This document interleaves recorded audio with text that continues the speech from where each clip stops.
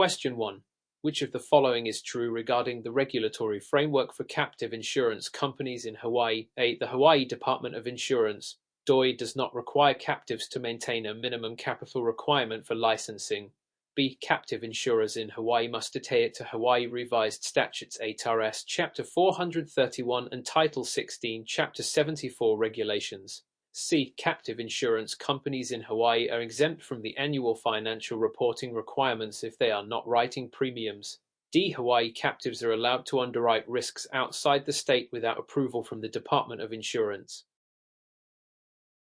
Answer: B. Captive insurers in Hawaii must adhere to Hawaii Revised Statutes 8RS Chapter 431 and Title 16 Chapter 74 regulations. Explanation: Hawaii's regulatory framework for captive insurance is governed by Hawaii Revised Statutes ARS Chapter 431, which includes the Insurance Code, as well as Title 16 Chapter 74 of the Administrative Rules.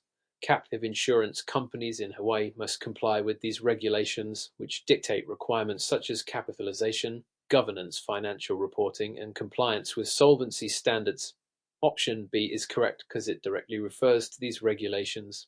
Option A is incorrect because captives in Hawaii must maintain a minimum capital requirement as part of the licensing process.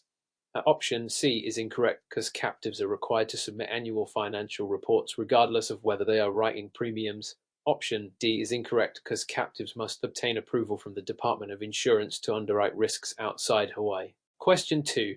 Mr. Thompson is considering establishing a captive insurance company in Hawaii. He plans to insure only the risks associated with his own company, a retail business that owns several stores across the state. Based on the requirements for captive formation in Hawaii, which of the following is the most important step in Mr. Thompson's captive formation process? A. Identifying and establishing a fronting arrangement with a commercial insurance company. B. Preparing a business plan and submitting it to the Hawaii Department of Insurance (DOI) for approval. C. Structuring the company as a group captive to share risk with other businesses. D. Securing a reinsurance agreement before starting the underwriting process. Answer: B. Preparing a business plan and submitting it to the Hawaii Department of Insurance (DOI) for approval. Explanation: the most important step for Mr. Thompson is preparing and submitting a business plan to the Hawaii Department of Insurance for approval. This business plan is a critical part of the captive formation process as it outlines the captive's proposed structure, risk management strategies, financial projections, and types of coverage it will offer. The Hawaii DI requires this detailed plan to assess the feasibility and viability of the captive. Option A is incorrect because fronting arrangements are typically used when captives need to access the traditional insurance market, which is not Mr. Thompson's primary goal as a single-parent captive.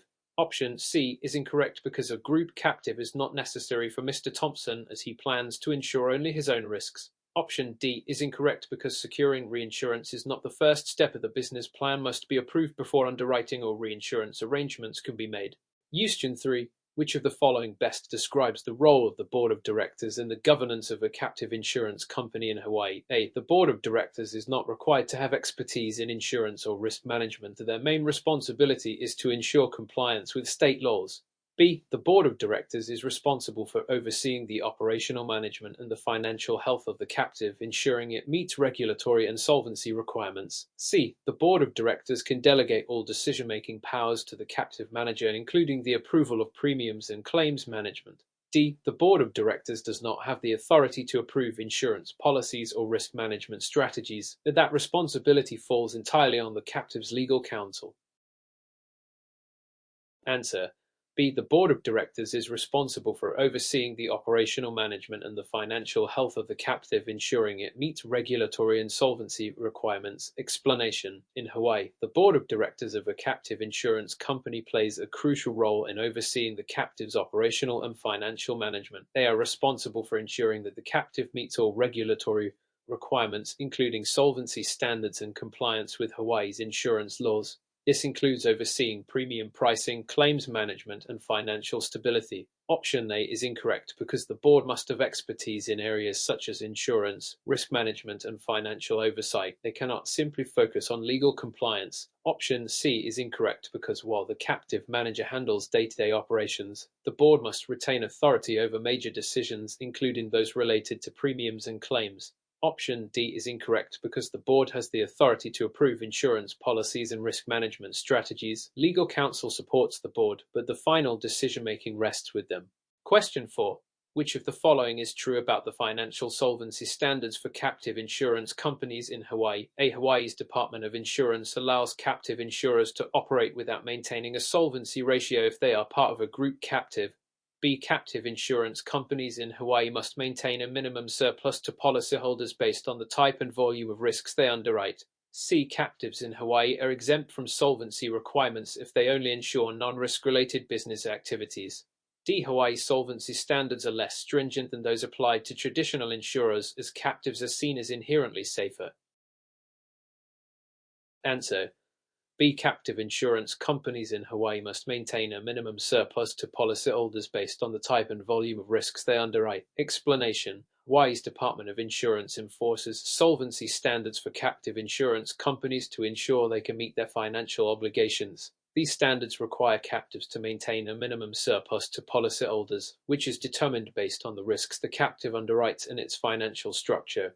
The surplus acts as a cushion to cover potential claims and operational costs. Option A is incorrect because solvency requirements apply to all captives, regardless of whether they are part of a group. Option C is incorrect because solvency requirements apply to captives that insure any risks, including non-risk related business activities. Option D is incorrect because captives must meet solvency standards that are comparable to those of traditional insurers, ensuring their ability to meet claims and obligations. Question 5. Which of the following is a primary reason why a company might choose to form a captive insurance company? A. To avoid compliance with state regulations governing traditional insurance companies. B. To achieve more control over its risk management and reduce the cost of purchasing insurance from the commercial market. C. To increase its tax liabilities by paying premiums directly to a captive. D. To allow shareholders to profit from underwriting risks without additional regulatory oversight. Answer. B. To achieve more control over its risk management and reduce the cost of purchasing insurance from the commercial market. Explanation. One of the main reasons companies establish captives is to gain more control over their risk management processes. Captives allow companies to directly handle risks and insurance premiums, which can often result in reduced costs compared to purchasing insurance from commercial carriers. Captives also provide more flexibility in designing coverage tailored to the company's unique risks. Option A is incorrect because captives must still comply with state regulations, including those set by Hawaii's Department of Insurance, though they may have more flexibility than traditional insurers. Option C is incorrect because forming a captive does not automatically increase a company's tax liabilities. In fact, captives may offer tax advantages in certain scenarios. Option D is incorrect because captive insurers are still subject to regulatory oversight, including solvency and reporting requirements, even though they may provide more control to the company. Question 6. Mr. Rogers is the CEO of a large manufacturing company in Hawaii. He is considering establishing a captive insurance company to insure some of his company's risks. Which of the following is the most appropriate first step Mr. Rogers should take in forming his captive? A. Submit an application to the Hawaii Department of Insurance for captive licensing. B. Develop a comprehensive business plan that outlines the risks the captive will cover, its capital structure, and financial projections. C. Immediately purchase reinsurance coverage for the captive to protect against catastrophic losses. D. Hire an actuary to assess the profitability of insuring only the company's property risks. Answer. B. Develop a comprehensive business plan that outlines the risks the captive will cover, its capital structure, and financial projections. Explanation. Before applying for licensing, Mr. Rogers must first develop a comprehensive business plan. This plan is crucial in outlining the captive structure, types of coverage, risk management strategies, and financial projections. It serves as a foundational document that will be submitted to the Hawaii Department of Insurance (DOI) to obtain approval for the formation of the captive. Option A is incorrect because submitting an application for licensing comes after the business plan has been developed and approved. Option C is incorrect because purchasing reinsurance is not a first step. It comes later in the formation process once the captive structure is in place. Option D is incorrect because while hiring an actuary is important for determining premium levels and assessing risk, it is not the first step in forming a captive. Question 7. Which of the following statements best describes the tax treatment of premiums paid to a captive insurance company under Internal Revenue Code ERE Section 831(b)(8)? Premiums paid to a captive are considered non-deductible by the parent company for tax purposes. B. Captives must pay federal taxes on all premiums collected, regardless of whether they qualify under Section 831(b). C. Under Section 831(b), small captives with less than $2.3 million in premiums can elect to be taxed only on their investment income, with premiums being deducted by the parent company. D. Captives electing Section 831(b) must pay taxes on all their premium income, but the parent company cannot deduct premiums as a business expense. Answer C. Under Section 831(b), small captives with less than $2.3 million in premiums can elect to be taxed only on their investment income, with premiums being deducted by the parent company. Explanation: Section 831(b) of the Internal Revenue Code allows small captives, those writing less than $2.3 million in premiums annually, to elect to be taxed only on their investment income, while premiums paid to the captive are deductible by the parent company as a business expense. This tax treatment is a key incentive for companies to establish captives for risk management purposes. Option A is incorrect because premiums paid to a captive insurance company are generally deductible by the parent company under IRC rules. Option B is incorrect because captives that qualify under IRC Section 831(b) are not required to pay taxes on premiums collected, but rather on their investment income. Option D is incorrect because the parent company is allowed to deduct premiums paid to the captive, making this an advantageous tax strategy. Question 8. Which of the following best describes the role of reinsurance in a captive insurance company? A. Reinsurance is generally used to increase the premiums written by the captive. B. Reinsurance is used to manage risk exposure by transferring certain risks from the captive to another insurer. C. Reinsurance is prohibited in captive insurance arrangements under Hawaii law. D. Reinsurance is only applicable for captives that insure risks outside the state of Hawaii. Answer: B. Reinsurance is used to manage risk exposure by transferring certain risks from the captive to another insurer. Explanation: Reinsurance plays a key role in captive insurance by allowing captives to manage their risk exposure. It involves transferring some of the risks underwritten by the captive to another insurer, typically a reinsurer. This helps captives mitigate the financial impact of large or catastrophic losses. Reinsurance can be structured in different ways, such as facultative or treaty reinsurance, and is an important tool for managing a captive's solvency and capital requirements. Option A is incorrect because reinsurance does not directly increase the premiums written by a captive. It helps manage the risks that the captive assumes. Option C is incorrect because reinsurance is not prohibited under Hawaii law. In fact, it is a common practice for captives. Option D is incorrect because reinsurance is not limited to captives that insure risks outside of Hawaii. It can be used for any risks the captive underwrites, regardless of location. Question 9. Which of the following best describes the ethical considerations for captive insurance companies in Hawaii? A. Captive insurers are exempt from anti-money laundering (ML) and Know Your Customer (CAIC) regulations. B. Captive insurers must adhere to the same ethical obligations as traditional insurers, including maintaining transparency and avoiding conflicts of interest. C. Ethical standards for captives are less stringent than for traditional insurers, as captives are primarily focused on internal risk management. D. Captive insurers are required to provide financial statements only when requested by the Hawaii Department of Insurance. Answer: B. Captive insurers must adhere to the same ethical obligations as traditional insurers, including maintaining transparency and avoiding conflicts of interest. Explanation: Captive insurance companies in Hawaii are subject to the same ethical and regulatory obligations as traditional insurers. These include maintaining transparency in their financial operations, avoiding conflicts of interest, and adhering to anti-money laundering (ML) and Know Your Customer (CAIC) regulations. These ethical standards ensure that captives operate with integrity and comply with both local and international regulatory requirements. Option A is incorrect because captive insurers are subject to AML and KYC regulations just like traditional insurers. Option C is incorrect because ethical standards for captives are just as stringent as those for traditional insurers, ensuring the integrity of the insurance market.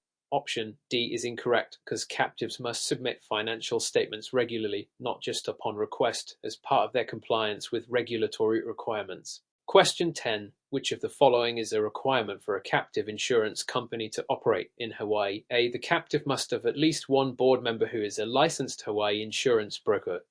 B. The captive must maintain a minimum capital surplus based on the nature of its risks and operations. C. The captive must only write coverage for the parent company's employees and not for external parties. D. The captive must be reinsured by a commercial insurer authorized in Hawaii. Answer: B. The captive must maintain a minimum capital surplus based on the nature of its risks and operations. Explanation: Hawaii requires captives to maintain a minimum capital surplus to ensure that they are financially solvent and capable of paying claims. This surplus requirement is based on the risks underwritten by the captive and its operations. Option A is incorrect because Hawaii does not require a licensed insurance broker to serve on the board, though other governance requirements may apply. Option C is incorrect because captives can write coverage for external parties depending on the structure of the captive. Option D is incorrect because reinsurance by a commercial insurer is not a requirement for all captives, though some may choose to do so for risk management. Question 11. What is the maximum premium amount that a captive insurance company can write under Hawaii's laws before it is subject to the more stringent regulatory requirements imposed on traditional insurers? A. $500,000. B. $1 million. C. $2.3 million. D. $5 million. Answer: C. $2.3 million. Explanation: under Hawaii's laws, captive insurance companies that write premiums of $2.3 million or less annually can qualify for a special tax treatment under IRC Section 831B, which allows them to be taxed only on their investment income. Captive writing premiums above this threshold are subject to more rigorous regulatory requirements similar to traditional insurers. Option A is incorrect because $500,000 is below the threshold for special treatment. Option B is incorrect because $1 million is below the threshold. Option D is incorrect because the threshold is $2.3 million, not $5 million. Question 12. Which of the following is an example of a risk that a captive insurance company in Hawaii might cover for its parent organization? A. Earthquake coverage for properties outside Hawaii. B. Health insurance for employees of a subsidiary operating outside the U.S. C. Liability coverage for a subsidiary's product sold in Hawaii. D. Auto insurance for personal vehicles of shareholders in the parent company.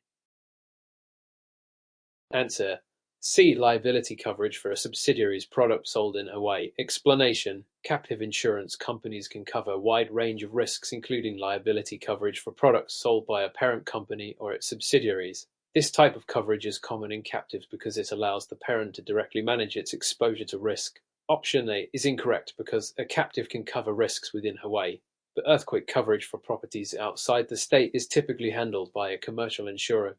Option B is incorrect because health insurance for employees is a common coverage but may not be specific to the captive's operations in Hawaii. Option D is incorrect because auto insurance for personal vehicles is generally not handled by a captive insurer. This type of coverage is typically covered by a personal auto policy. Question 13. Which of the following is a key advantage of using a captive insurance company for risk retention?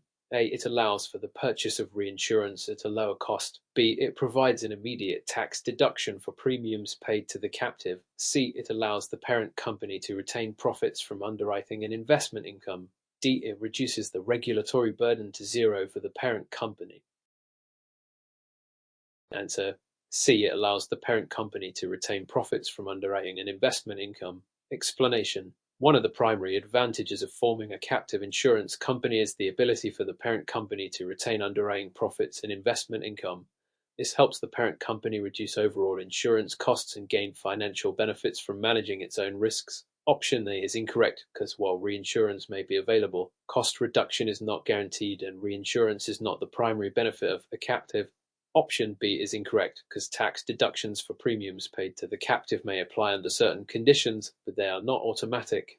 Option D is incorrect because captives are still subject to regulatory oversight and requirements, including those set by the Hawaii Department of Insurance. Question 14. What is the purpose of a captive insurance company's actuarial report, as required by Hawaii's Department of Insurance?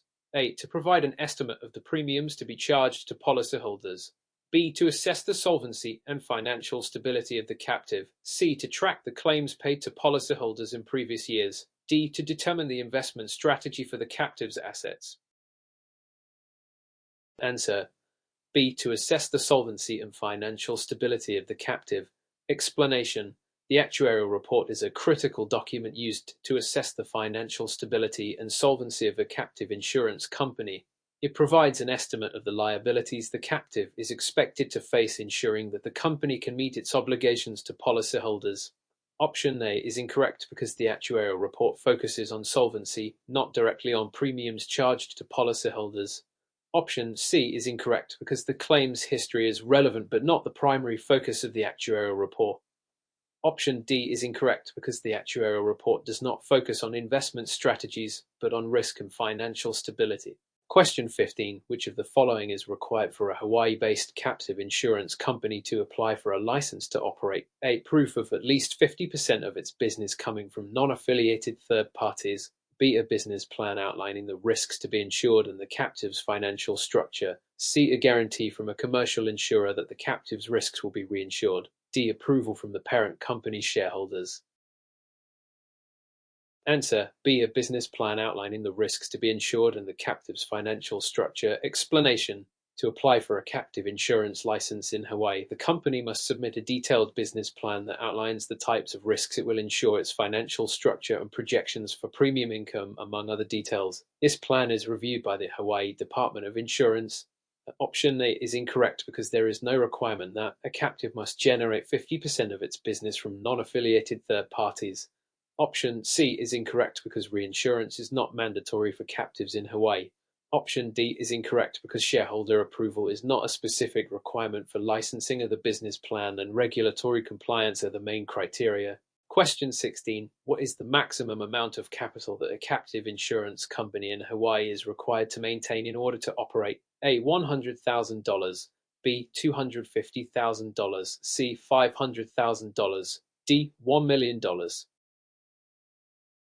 Answer: B. $250,000. Explanation: Hawaii law requires captives to maintain a minimum capital surplus of $250,000.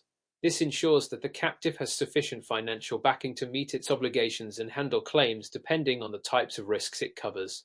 Option A is incorrect because the required capital is higher than $100,000.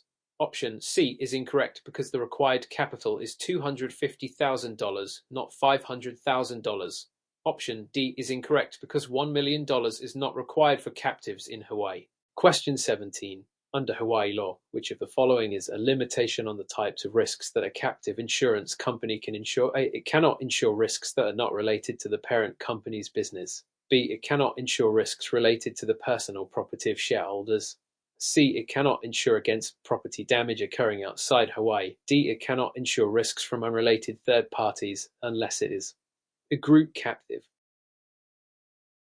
Answer: D. It cannot insure risks from unrelated third parties unless it is a group captive. Explanation: Hawaii law generally allows captives to insure risks associated with the parent company's business and affiliates. However, if a captive insures the risks of unrelated third parties, it is generally considered a group captive, which has different regulatory requirements. Option A is incorrect because captives can insure risks related to the parent company's business. Option B is incorrect because captives can insure risks related to personal property if it is part of the parent company's overall risk management strategy. Option C is incorrect because captives can insure risks that occur outside Hawaii, provided they are related to the business activities of the parent company. Question 18. In Hawaii, how often must a captive insurance company file its financial statements with the Department of Insurance? A. Monthly. B. Quarterly. C. Annually. D. Every 2 years. Answer: C. Annually. Explanation: captive insurance companies in Hawaii are required to file their financial statements annually with the Department of Insurance. This ensures that the company remains financially solvent and in compliance with regulatory requirements. Option A is incorrect because monthly filings are not required. Option B is incorrect because captives are required to file annually. Option D is incorrect because the filing requirement is annual, not biannual. Question 19. Which of the following is a benefit of forming a captive insurance company in Hawaii? A.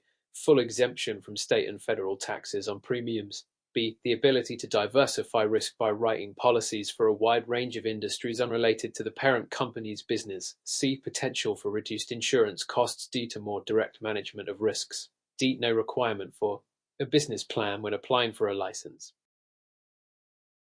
Answer: C. Potential for reduced insurance costs due to more direct management of risks. Explanation.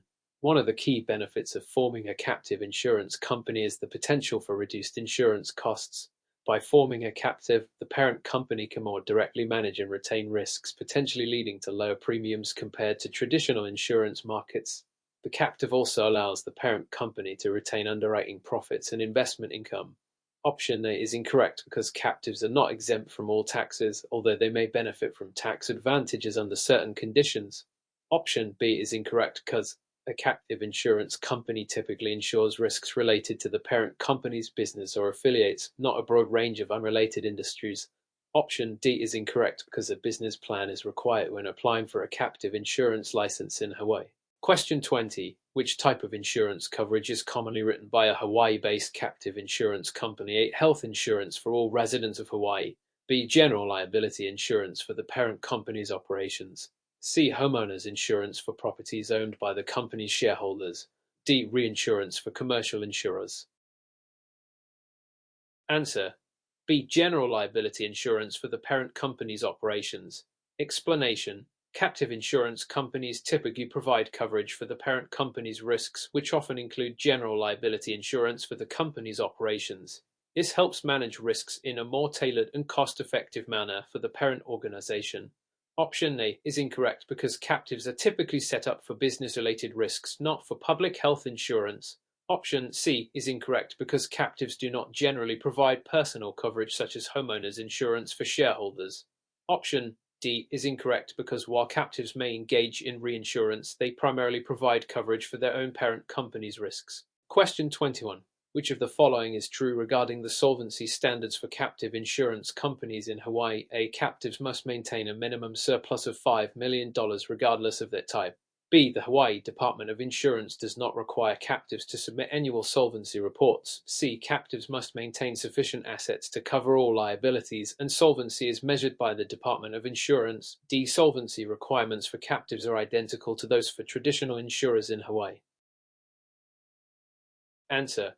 C. Captives must maintain sufficient assets to cover all liabilities, and solvency is measured by the Department of Insurance. Explanation. Hawaii's regulatory framework for captive insurance requires companies to maintain sufficient assets to cover their liabilities, ensuring financial solvency. The solvency of captive insurance companies is subject to the oversight of the Hawaii Department of Insurance, DOI, which monitors their financial health through annual reporting and examinations. Option A is incorrect because the solvency requirement for captives is not a fixed amount and varies based on the size and scope of the captive. Option B is incorrect because the Hawaii DOI requires captives to submit annual solvency reports to ensure compliance with financial standards. Option D is incorrect because captives may have different solvency standards compared to traditional insurers, which often involve more stringent requirements. Question 22. When setting premiums in a captive insurance company, which of the following factors is most important? A. The expected investment returns from the captive's assets. B. The underwriting profit margin set by the parent company. C. The risks retained by the captive and the actuarial analysis of potential claims. D. The premiums charged by the traditional insurer in the market. Answer. C. The risks retained by the captive and the actuarial analysis of potential claims. Explanation. The setting of premiums in a captive insurance company is primarily based on the risks retained by the captive and the actuarial analysis of potential claims. Captives are typically designed to cover specific risks identified by the parent company, and premium pricing is determined using actuarial methods to estimate the expected cost of claims, including reserves for future losses. Option A is incorrect because while investment returns are important, they do not directly determine premium pricing. Option B is incorrect because the underwriting profit margin is not the main factor in determining premiums. The focus is on risk assessment and claims estimation. Option D is incorrect because the premiums charged by traditional insurers are often irrelevant in the context of captives, which provide coverage tailored to the parent company's unique risk profile. Question 23 scenario. Mr. Thompson, the CFO of a large manufacturing company, is considering forming a captive insurance company in Hawaii to cover his company's general liability risks. He wants to know if his company can use the captive to insure risks from third-party clients. What should Mr. Thompson do next? He can proceed immediately with insuring third-party risks since captives are allowed to cover any risks. B. He should consult with legal and regulatory experts to ensure compliance, as captives are typically limited to insuring the risks of the parent company and its affiliates. C. He can immediately begin writing policies for third-party clients as long as the clients agree to the terms. D. He should inform the Hawaii Department of Insurance about his intent to cover third-party risks, which will automatically grant approval.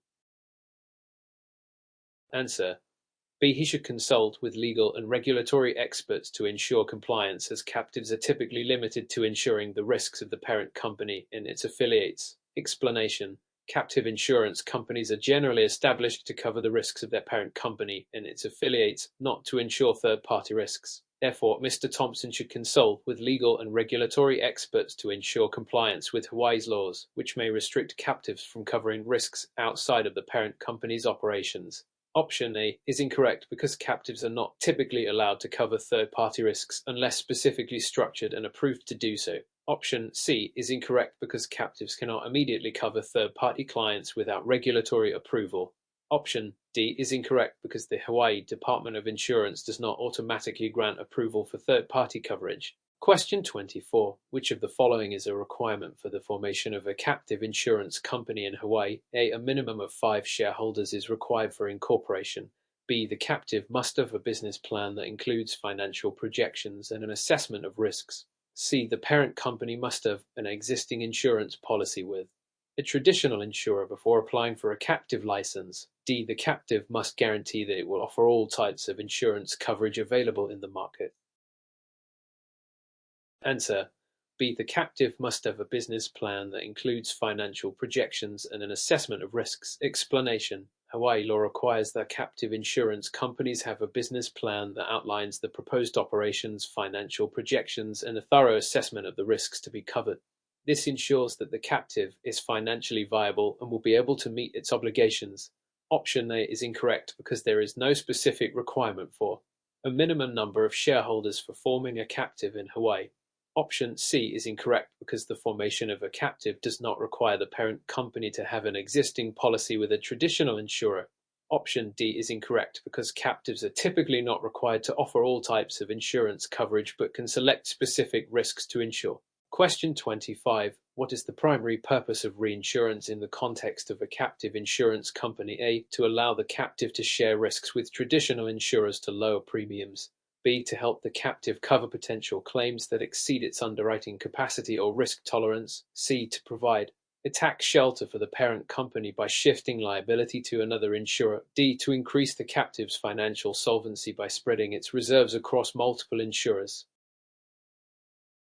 Answer: B. To help the captive cover potential claims that exceed its underwriting capacity or risk tolerance. Explanation: Reinsurance in a captive insurance company is used to mitigate the risks of large claims that exceed the captive's underwriting capacity. By entering into reinsurance agreements, the captive can share the financial burden of particularly high or catastrophic losses with other insurers, thereby improving its risk management strategy. Option A is incorrect because reinsurance is not typically used to lower premiums, but to manage large risks. Option C is incorrect because reinsurance does not serve as a tax shelter but as a risk management tool. Option D is incorrect because the purpose of reinsurance is not to increase solvency but to manage large risks. Question 26. What is one of the key factors that Hawaii's Department of Insurance considers when reviewing the financial stability of a captive insurance company? A. The company's involvement in underwriting non-traditional risks. B. The captive's ability to pay dividends to its shareholders. C. The captive's capital adequacy and ability to meet its claims obligations. D. The captive's business relationship with other insurance companies. Answer: C. The captive's capital adequacy and ability to meet its claims obligations. Explanation: The primary concern of Hawaii's Department of Insurance when reviewing a captive's financial stability is the company's capital adequacy. This refers to the captive's ability to meet its claims obligations, ensuring it has enough financial resources to cover potential liabilities.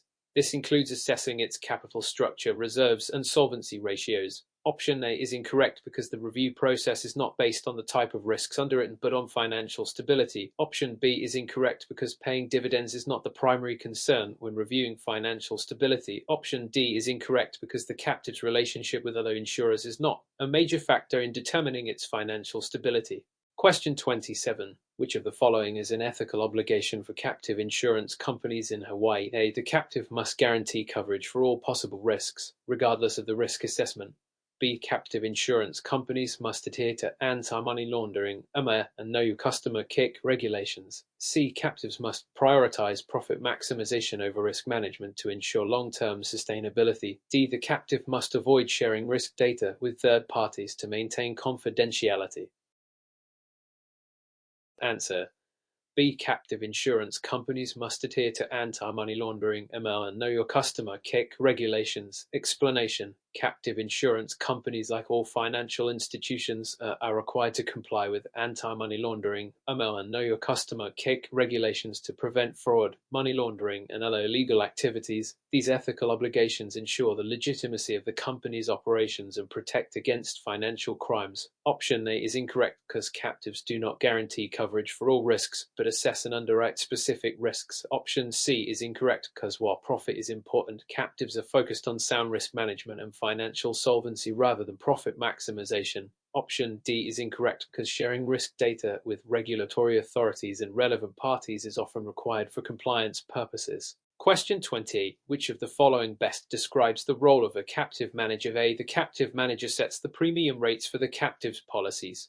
B. The captive manager manages the operations of the captive, including financial reporting and compliance. C. The captive manager is responsible for underwriting risks directly for the parent company.